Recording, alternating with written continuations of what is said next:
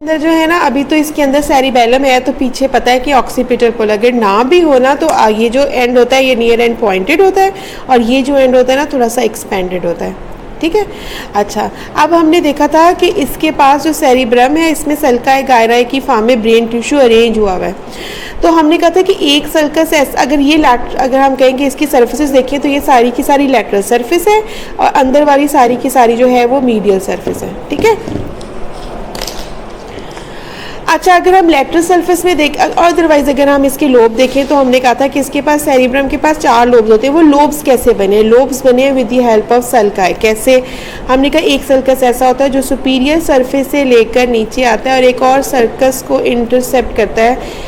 वो कौन सा सर्कस है जो लैटरल एस्पेक्ट में, जिसमें ये आर्टरी आपको रन करती हुई नजर आ रही है? This is lateral circus. Lateral circus superior surface से लैटरल सर्कस तक जो एक सर्कस आता है through and through, this is central sulcus. तो सेंट्रल सर्कस से आगे वाला जो लोब है that is frontal lobe. Central sulcus से जो पीछे वाला लोब है दैट इज पैराइटल लोब। अच्छा, फिर एक सर्कस ऐसा होता है जो पैराइटल लोब को ऑक्सीपिटल लोब से सेपरेट करते हैं। मेनली प्रोमिनेंट होता है on the medial side. This is known as parieto occipital sulcus. तो पैराइटो ऑक्सीपिटल सर्कस की वजह से frontal lobe, parietal lobe, occipital lobe में डिवाइड हो गया। और लैटरल सर्कस जो है वो इन सारे लोब को सेपरेट करता है फ्रॉम द टेम्पोरल लोब। तो लोब पूरे हो गए with the help of the circus, frontal, parietal, occipital and temporal. तो हमने कहा हमारे पास अगर मेन सल्काई देखें तो एक सेंट्रल सर्कस है जो सुपीरियर सरफेस से लेकर up to the lateral sulcus तक जाता है। This is known as central sulcus. Central sulcus से आगे वाला जो सर्कस है this in the frontal lobe, ये जो नज़र आ रहा है दिस इज नोन एज, इससे जो आगे वाला सेंट्रल सर्कस जो लैटरल सर्कस तक गया, इसके आगे वाला प्री सेंट्रल सर्कस। तो सेंट्रल सर्कस और प्री सेंट्रल सर्कस के दरमियान जो गायरा है this is pre central gyrus in the frontal lobe. Frontal lobe further divided है बाय मीन्स ऑफ सल्काई। सबसे पहले ये जो आपको ऊपर नज़र आ रहा है this is superior frontal circus, और उसके जो नीचे नज़र आ रहा है this is inferior frontal circus. तो सुपीरियर फ्रंटल सर्कस के ऊपर superior frontal lobule, middle frontal lobule and inferior frontal lobule बन गया। सेंट्रल सर्कस से पीछे जो सर्कस है this is post central circus. देखो या ना तो प्री सेंट्रल लैटरल सर्कस तक जा रहा है ना पोस्ट सेंट्रल जा रहा है, सिर्फ एक लैटरल सर्कस था जो नीचे तक गया था। तो इसके पीछे जो सर्कस है सेंट्रल सर्कस के जो पीछे वाला सर्कस है this is known as post central sulcus. तो इसके पीछे जो गायरस है that is known as post central gyrus. अब उसके पीछे जो लोब अगर हम देखें तो यहाँ पे कौन सा लोब है? पैराइटल लोब है। ओनली वन सर्कस है जिसको वो कहते हैं intra parietal circus. Intra parietal circus की वजह से सुपीरियर पैराइटल लॉब्यूल और इंफीरियर पैराइटल लॉब्यूल बन गया। ऑक्सीपिटल लोब के अंदर सिर्फ एक सर्कस ही था जिसको हमने नाम दिया था पैराइटो ऑक्सीपिटल सर्कस, और पैराइटो ऑक्सीपिटल सर्कस की वजह से ये डिवाइड हुआ था into parietal lobe and occipital lobe में।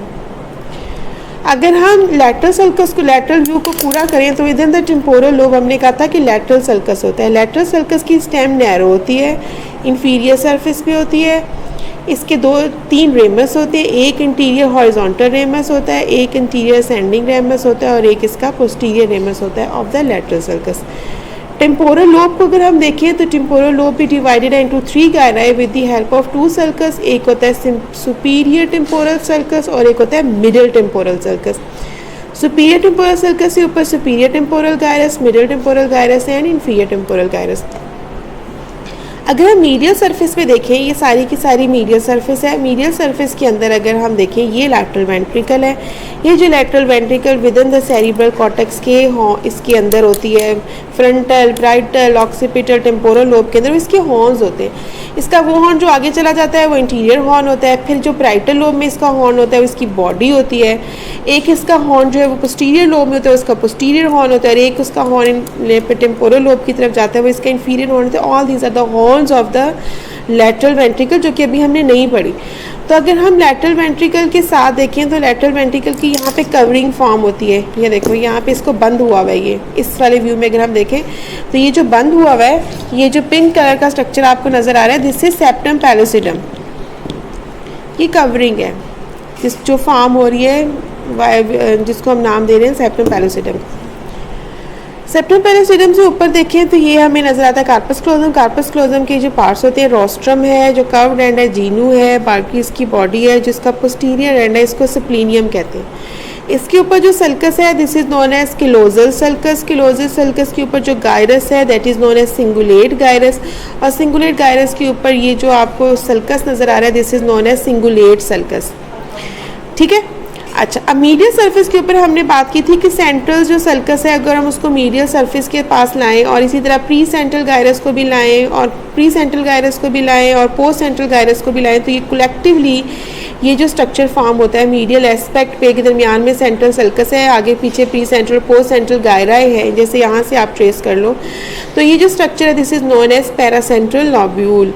पैरासेंट्रल, अच्छा फिर हमने बात की थी कि पेराइटो ऑक्सीपिटल सल्कस है। पेराइटो ऑक्सीपिटल सल्कस जो है वो इंटरसेक्ट करता है एक सल्कस को जो कि splenium of the corpus callosum से शुरू होता है और up to the superior surface तक जाता है, this is known as calcarine sulcus. ठीक है, तो पेराइटो ऑक्सीपिटल और कैल्केराइन सल्कस के दरमियान में ये जो एरिया बनता है this is known as cuneus, और उससे पहले जो एरिया बनता है this is known as pre क्यूनियस।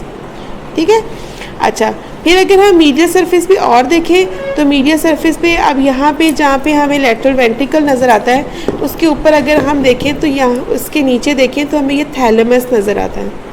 Thalamus होता है, थैलेमस के नीचे हाइपोथैलेमिक सल्कस होता है और उसके नीचे हाइपोथैलेमस होता है। ठीक है, थैलेमस, हाइपोथैलेमिक सल्कस और हाइपोथैलेमस, और ये जो आपको स्ट्रक्चर नज़र आता है ना जो थैलेमस के ऊपर है ये दो थैलेमाई को आपस में कनेक्ट करता है, this is known as interthalamic adhesion.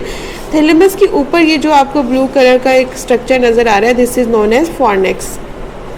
ठीक है, अच्छा अगर हम इन्फीरियर सरफेस की तरफ देखें, इनकी अगर हम इन्फीरियर सरफेस को देखें तो inferior surface of the frontal lobe के ऊपर हमें ये ऑल्फैक्टरी बल्ब और ऑल्फैक्टरी ट्रैक नज़र आता है और ये जो सल्कस आपको नीचे नज़र आता है इसका this is known as olfactory sulcus. तो मीडियल टू द ऑल्फैक्टरी ये एक सल्कस के अंदर पड़ा हुआ है, डिप्रेशन में पड़ा हुआ है, कौन? Olfactory bulb and olfactory track. तो जिस डिप्रेशन में ये पड़ा हुआ है उसको ऑल्फैक्टरी सल्कस का नाम देते हैं। Medial to the olfactory sulcus जो गायरस है फ्रंटल लोब का this is known as gyrus rectus, और लैटरल जो इन्फीरियर सरफेस पे ऑफ द फ्रंटल लोब के ये जो गायरा हैं these are known as orbital gyri हैं। फिर अगर इन्फीरियर सरफेस ऑफ ये जैसे टेम्पोरल लोब की लैटरल सरफेस है, inferior surface of the temporal lobe को देखें तो यहाँ पे कौन है? यहाँ पे एक सल्कस है important that is known as collateral sulcus. Collateral sulcus की अगर हम मीडियल लेग देखें तो यहाँ पे जो गायरस होता है this is known as parahippocampal gyrus. अगर हम लैटरल जाएँ तो यहाँ पेराइटो ऑक्सीपिटल सल्कस बनता है। यहाँ पे ये जो सल्कस है वो इसको डिवाइड करता है into medial temporal gyrus, temporo occipital sulcus, occipito temporal या टेम्पोरो ऑक्सीपिटल सल्कस है। तो इसको डिवाइड करता है inferior surface of the temporal lobe को into medial temporal gyrus and into the lateral temporal gyrus.